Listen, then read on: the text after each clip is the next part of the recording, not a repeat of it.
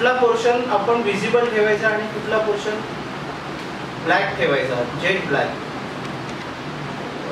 त्याच्यासाठी एक्झाम्पल होणार. पण हे तुकाराम तुम्ही पहिला कम्प्लीट काढून नंतर त्याला ब्लॅक केला आणि मी व्यवस्थित काढून घेतला?